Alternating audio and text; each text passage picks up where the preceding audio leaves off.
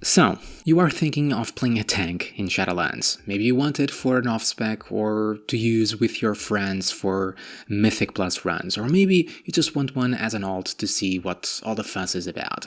In this video then, we will be looking at all the tank specs and how they are playing. Like the past melee and ranged DPS, this is not a tier list, this is not about comparing performances. We will be looking at various gameplay differences with all the tank specs and see what they offer, what damaging tools they have, how their mitigation works, what unique tools they have, utility, mobility, general difficulty level, and maybe find the right tank for you. We won't be covering all the little nuances of how to tank in WoW, maybe one day in a different video. This is just covering each spec in a basic way. And lastly, like we said in the past, if you really enjoy a tank for its gameplay, go for it, alright? All tanks are gonna be viable one way or another for most content in a game, even after tuning. Play what you enjoy. So, starting with the Protection Paladin. Now, the Protection Paladin is playing pretty interestingly in Shadowlands, especially with all the borrowed powers. What you have currently in the pre-patch really doesn't do it justice. Now, Protection Paladin does have a Holy Power resource, a point resource that is often found in DPS classes, so many of your damaging abilities will build these hollow points that then you will dump, use, spend with Shield of the Righteous, your main active mitigation ability, providing extra armor or Word of Glory, a powerful self-heal, but you do have a stackable buff to make it free on subsequent uses of Shield of the Righteous. For the most part, you will probably use all the things, right? Judgments, consecrations, your very cool Avengers shields and their procs that gets very spammy with Shadowlands borrowed powers, with shields blasting everywhere, Captain America style, especially with the Divine Toll, Kyrian Covenant ability, so freaking awesome. Blessed Hammers, Hammer of Wrath as an execute, and so on, during Wings as well. So it's quite an active playstyle, obviously with a list of priority abilities, but it's a pretty active playstyle with tons to press.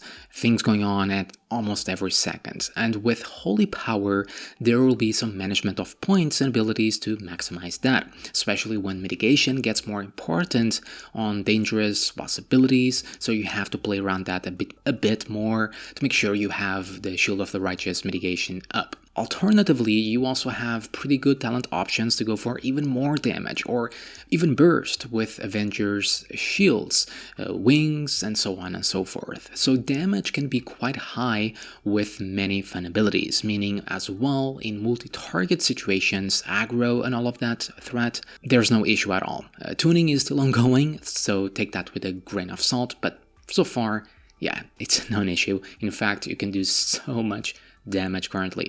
But there's 3 unique and very cool things as a Protection Paladin that might suit you as a tank or as a potential tank. 1. As a pally, your mobility is not the best. However, they can be excellent magic disruptor with tons of interrupts from Avengers shields, so you might not be able to close gaps easily as a warrior or as a monk, but when it comes to casters, you can keep them silenced almost permanently and make them come to you, which feels very powerful. 2 is on utility and self-healing through Word of Glory that you will often use on yourself when needed, but you can also decide to use it on team members, especially in a dungeon scenario with talents making this even more effective. Sure, you might get a Protection Paladin that won't go through the hassle, or maybe you don't feel like targeting or setting up macros to effectively heal your teammates, but as you are tanking, you can take up that off-healing role,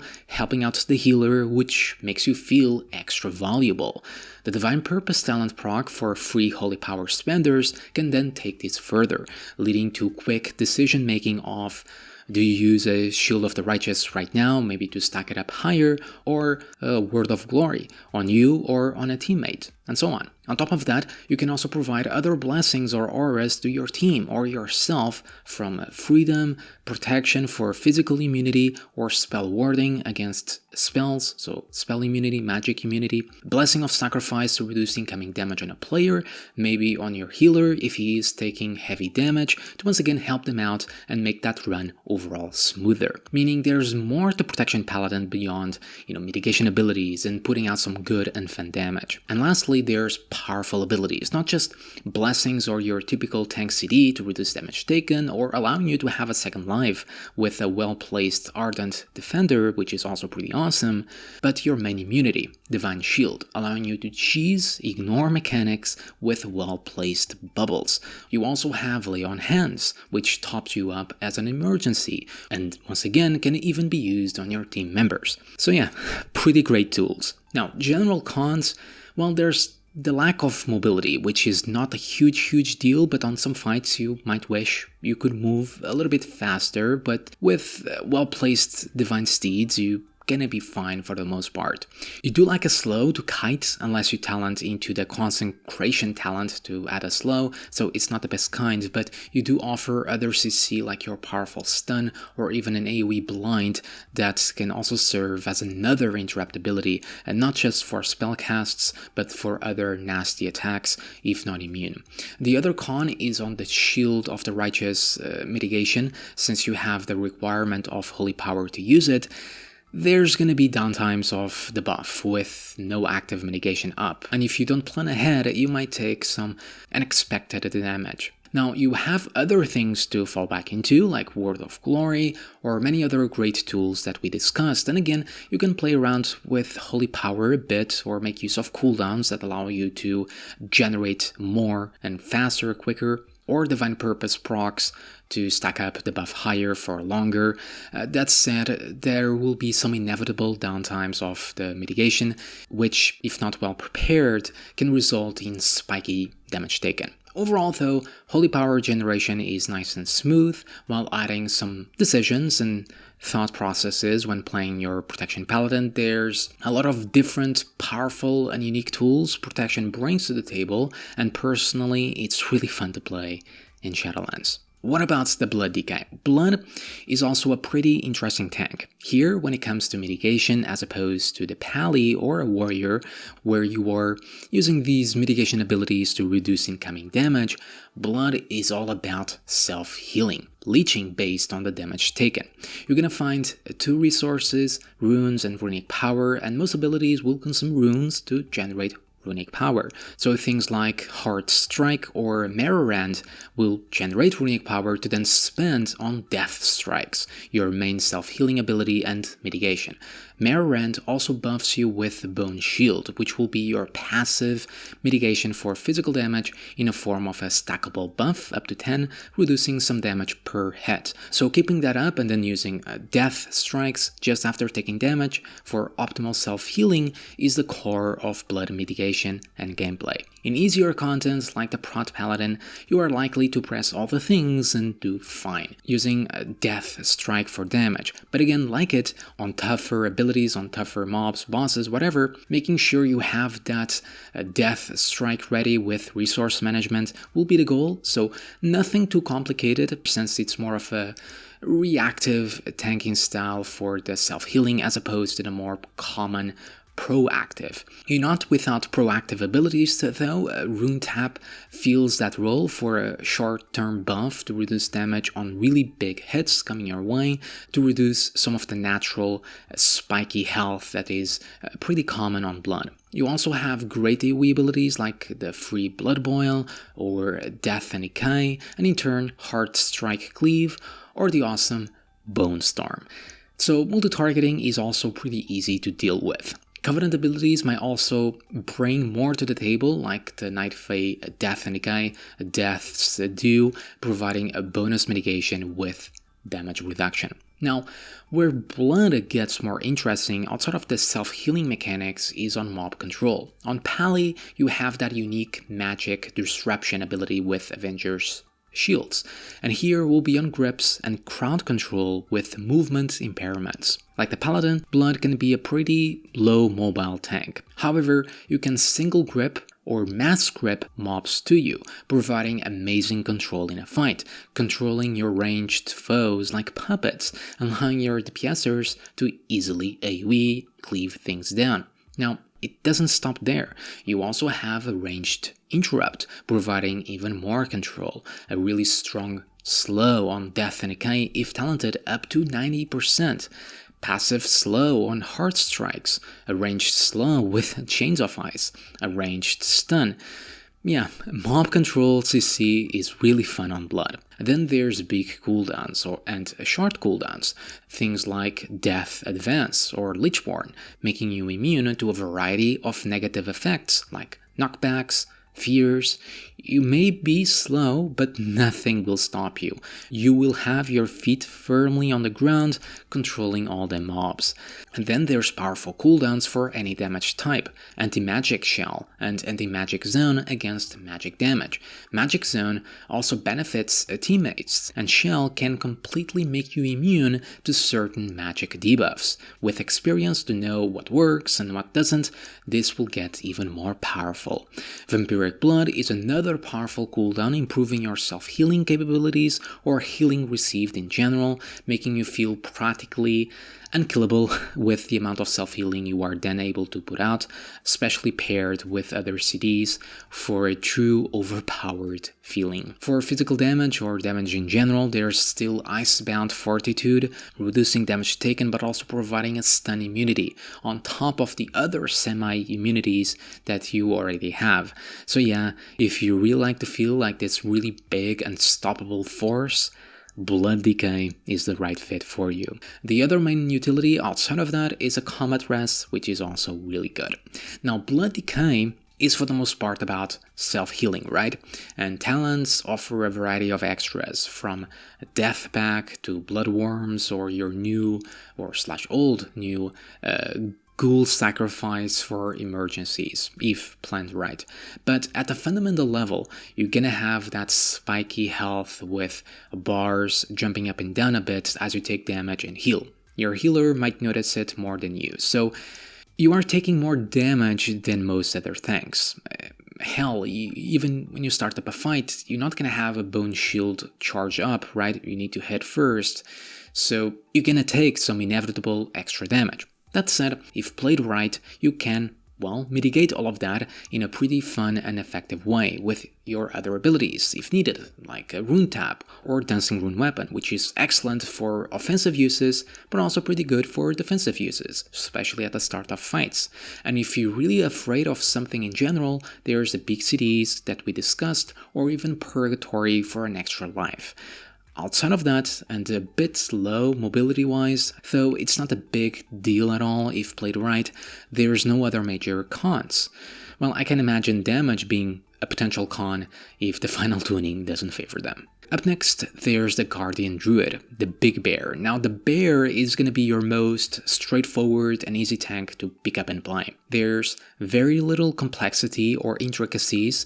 You have Rage, take damage, or use abilities like Mangle, Thrash to build Rage, Iron Fur for physical active mitigation. It stays for a few seconds, so it's also possible to have it constantly up with the ability to stack it higher when necessary, so that's a big benefit right there. There's also Frenzied Rejuvenation, which is your big, powerful self-healing ability, which you're gonna decide when to use when Iron Fur is not cutting it or in emergency situations. So it's pretty simple. However, this also might feel to some players as a pretty subjectively boring approach to tanking. But you do have some talents to spice things up a bit, like a Galactic Guardian for extra damage procs with Moonfires, or Guardian of Elune, or Bristling Fur, or even Pulverize for a short CD, a big damage reduction ability, so adding some more decision making while you are tanking. On a more fundamental level though, tuning might still change things a bit, so take that in mind, is on your damage output. Your abilities like Thrash or Swipe are they can feel a little bit weak, basically, so they can be pretty low on damage or simply not very exciting, meaning that threats will be a bit low in comparison to other tanks that have more tools, that simply have more tools to use. Now, what is the Guardian's unique thing? Its unique mechanic or ability that it brings to the table? Well, there's not really one as defined as, say, the blood decay with mob control and big self-healing capabilities. But where you're gonna potentially find this is in the class itself. Druid is an excellent hybrid class, offering a spec to do everything, and in talents with affinities or Heart of the Wild, allowing you to temporarily off-spec them, this is further emphasized. So you can have off-spec capabilities by going to cat form to deal extra damage, or off-healing capabilities both passively or actively with resto affinity, which is not crazy useful, but cool enough. Cooldowns like Berserk or Incarnation, the talented option, got more interesting for Guardian as well, so you can use it both offensively for damage or defensively for more rage, for more Iron Fur mitigation, or extra frenzied regenerations, with its cooldown reduced. So there's some more interesting decision making there to do as well. But by far the most fun thing you can do, especially if you go for Incarnation talent, is the ability to spam Thrashes or Mangles with no cooldowns. Yes, it gets real silly, you build a lot of rage, but also stupidly fun on big trash packs or even on bosses. Pair that with legendaries, which makes Thrash add a protective barrier based on the damage that you deal, and a proc that has a chance for Thrash to be used a second time for free. And yeah, pretty fun times. Pretty unkillable, especially since you're also building crazy amounts of rage, and pretty big damage on these 3-minute windows, or rather every 3 minutes. For added fun and effectiveness, there's also the Fey Covenant ability that just spams all the things during this channel, which is also pretty effective in dangerous or big pack situations. Now, magic damage is one of the bear's biggest weakness and fear. Frenzied Rejuve, self-heal, is your main way to deal with said damage, as most of your other tools are useless against spells. Magic, you don't have many ways to deal with it or to effectively mitigate it. Alternatively, you do have Maul, which is just a way to dump rage for extra damage if active mitigation or healing isn't needed, but talents like Tooth and Claw add some defensive elements to Maul, reducing the damage the target deals to you, and that is not just to physical damage. So there are definitely some interesting things about Guardian. Simple things, but fun nonetheless. You just have to look for them, like legendaries. I did mention the one about Thrashes, but there's more dedicated to the said Thrashes, or on defensive cooldowns like an even more powerful Berserk, granting leech and immunity to loss of control effects, or a more powerful Bark Skin, proccing frenzied rejuves, potentially to work around your magic damage cons. There's also a decent degree of unique utility, abilities like Combat Res, Stampeding Roar for a movement speed buff to your group, or some cool control abilities like Ursal Vortex, or Knockbacks, Stun, or even Roots, or even Soothe to remove some enrages, which can be pretty nasty in some dungeons in Shadowlands.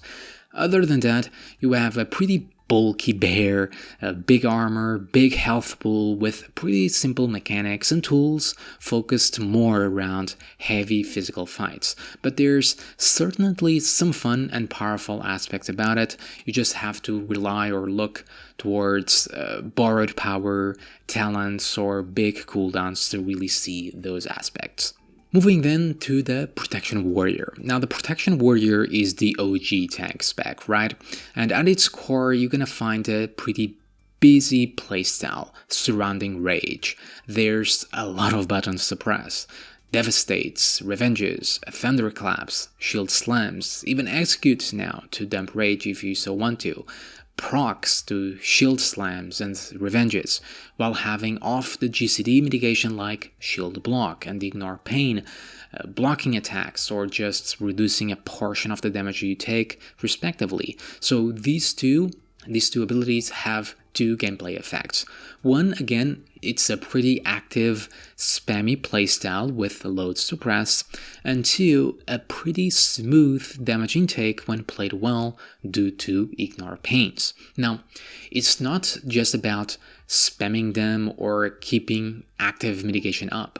Playing around the more dangerous abilities will be something to keep in mind, like most tanks with active mitigation, so rage management will be fairly important and consequently may be a bit punishing on players' mistakes if you use all of your rage and then you don't have ignore pain ready to go. Of course, all of this is more about physical damage. When it comes to magic, it's not as effective, but you're not as naked as the bear when it comes to that. You do have a spell reflection, reducing magic damage taken and reflecting a single spell, which can be pretty fun, and short cooldowns like demoralizing shot, which just reduces the damage that those targets deal to you. Self-healing capabilities or self-sustain is where protection may also lack, though you do have Indomitable talent now providing bits of healing through rage spent or impending victory. But you are the only tank spec that doesn't have a big, reliable self-heal to resort to when mistakes happen or as an emergency or just for self-sustain, making you rely on healers more, though you should be more than fine in most situations. When it comes to cooldowns, protection offers a lot of powerful ones, from Shield Wall, Last Stand, Demoralizing Shout with talents, either buffing them or reducing their CDs. So yes, you can withstand a lot of crap coming your way during these windows. Utility is also pretty interesting here on the Warrior with things like Intervene, a bit of a niche situational ability, but you can help out a teammate by reflecting their damage onto you for 6 seconds, which feels very tankish, protectish to me. Rallying Cry for an HP buff, both great for you and the team. And there's also CC with things like Shockwave or Intimidating Shout or Covenant abilities like the Night Fake Covenant ability, basically an extra Shockwave that knockbacks targets, perfect to disrupt casts or nasty abilities. That said, you may lack a bit on mob control outside of those stun cooldowns, though you do have fantastic mobility with charges, leaps, intervenes, so you may not be able to grip targets or have powerful slows like the decay, but you are able to close gaps pretty easily. And lastly, protection, especially with certain talent setups, can be played quite aggressively, with Thunderclaps and Avatar lashing out a lot of AoE damage in pretty short bursts, bound by tuning, so take that as you will. But ultimately, if you want to face off against DPS specs with a very active, spammy playstyle, very effective physical mitigation and overall mitigation, while also having great mobility and great defensive cooldowns, the Warrior might just be for you. What about the Brewmaster, the good old Brewmaster? Well, the Monk is possibly one of the most interesting and unique tanks. Not that it's super hard to play or daunting to play, but at the fundamental level plays a bit differently to other tanks. Here you will find a passive mitigation system buffed and improved by your offensive abilities, called Stagger. So as you take damage here, a portion of that is taken as a stagger debuff, meaning that unlike other tanks, you rarely have massive hits coming your way because a portion of that will be staggered into that debuff. Among other passive mitigation like your mastery granting dodge or the breath of fire debuff reducing 5% of the damage taken. Then comes the management of stagger from abilities like Blackout Kick, Kick Smash, Spinning Crane Kick that grants Shuffle, a small buff that increases the effectiveness of stagger. This will be something to be kept up, so playstyle wise will also be pretty active to make sure none of that drops, to keep all of that momentum going with the stagger, especially since on top of that there's still Kick Smash and Tiger Palm, which also reduces your brew CDs. So with brews you will have Purifying Brew or Celestial Brew that cleans some stagger, so getting a portion of that damage that you have on the buff removed entirely, or granting an absorption barrier with Celestial Brew based on how much stagger you just purified. So these two brews will be the main mitigation management that you're going to have to do here on the Brewmaster. Finding when is the best time to purify and when is the best time to pop that Celestial Brew will be the key, while being very active with your offensive abilities, creating a pretty nice synergy. So it's a very different approach to the more proactive or the more reactive mitigation abilities of the specs we discussed so far. So it can be very fun and very rewarding to manage, but that will also be, very subjective. Ultimately, this will provide a very smooth, especially if played correctly, damage intake, with not much spiky health business going on, and pretty forgiving on lack of knowledge or experience in a fight. If there is a big ability that you're not expecting on, say, a warrior, you can be punished if you didn't proactively use your abilities correctly, like having an ignore pain up or shield block or whatever. As a monk, it's fine either way, since you deal with it after, with the stagger and the bruise, as long as you have all the buffs up. Other than that, you're gonna find a very mobile toolkit here, even more than the warrior, with rolls, sprints, and even teleports for some really nice positioning plays. Unique utility abilities like Black Ox statue to control mobs, maybe placing it in an area where ads will appear so they will attack the statue instead, and you can just stay tanking the boss or whatever it might be. Or Ring of Peace, knocking back targets, enemies, disrupting them, or to control the pack, or to interrupt a nasty attack or something like that. Leg Sweep for an AoE stun, the comeback of Clash, which is so cool as a double charge with your enemy to once again reposition them or disrupt them, or even Paralysis as a hard CC that you also can use as a disruption ability. So mob control or general CC is pretty great and fun here on the Brewmaster. In terms of cooldowns, you are not gonna find something like Shield Wall. I mean, you already take less damage than the other tanks, but you still have Fortifying Brew, your Celestial Summon Ox, which is awesome, Dampen Harm as a talent, or even Zen Meditation for magic spells. Or even the Covenant abilities like Fallen Order. It's just a press and things happen, but I really found it really enjoyable.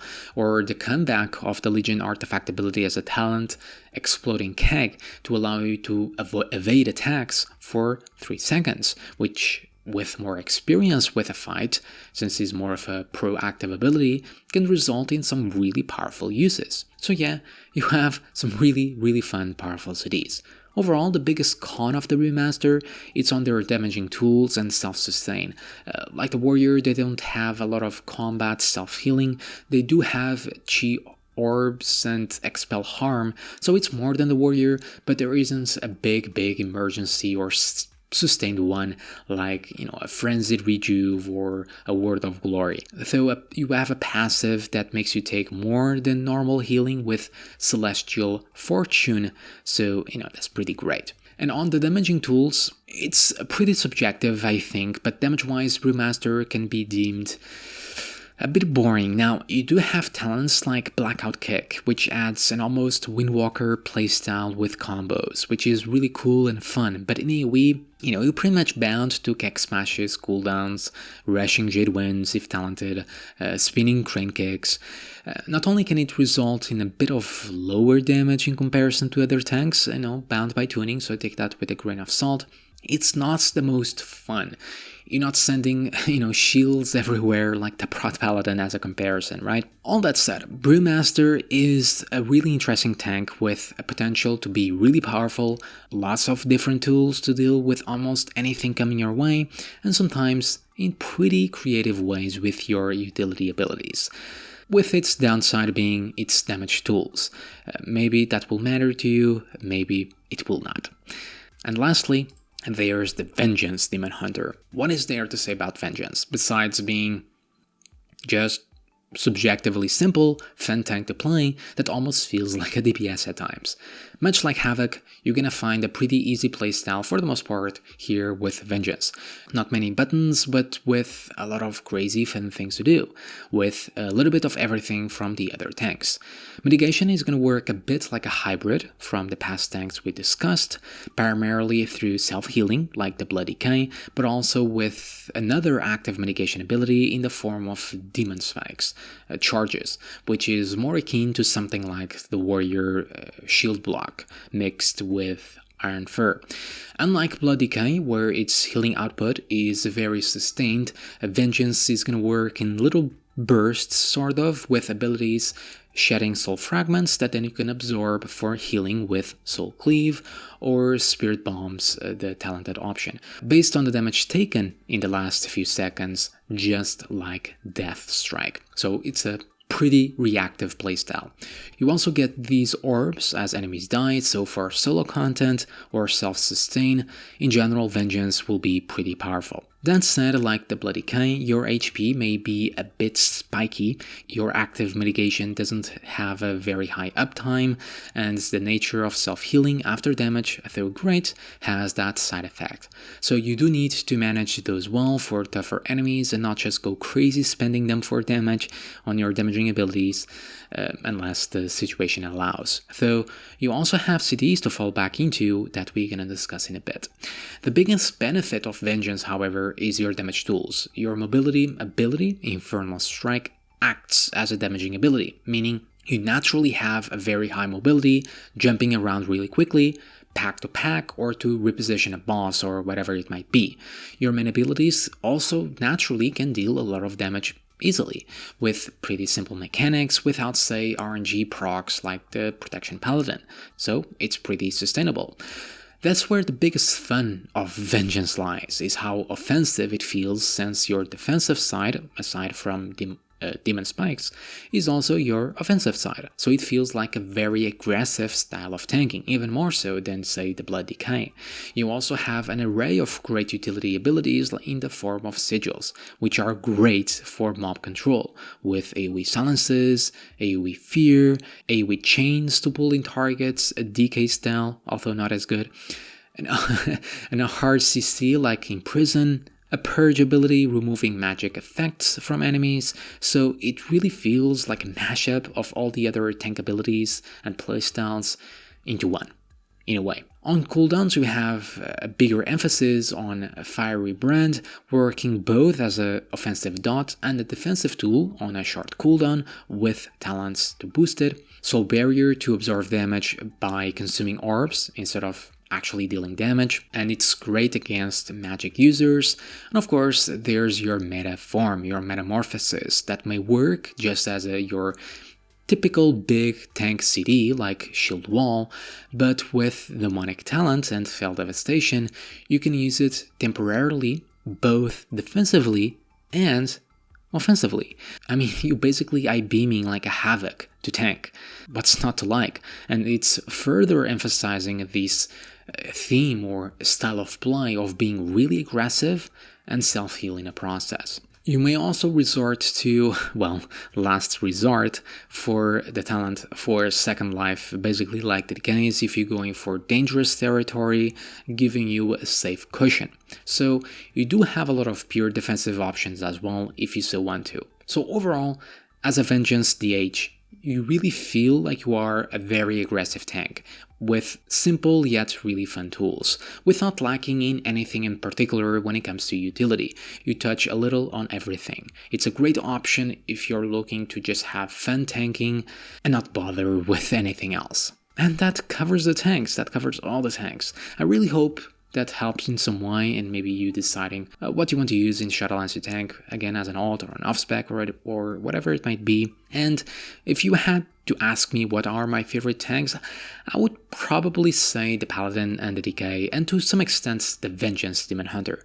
I don't know about you, but I love having group utility or mob control. On a Paladin, using sacrifices or off healing or saving the healer or DPS with blessings makes me feel good. Or on the Decay with all the amazing control makes me feel powerful. And on the DH Vengeance, I mean, it's it's just fun, right? It's just fun. Alright guys, that covers it again. Thank you for watching, and I'll see you all next time.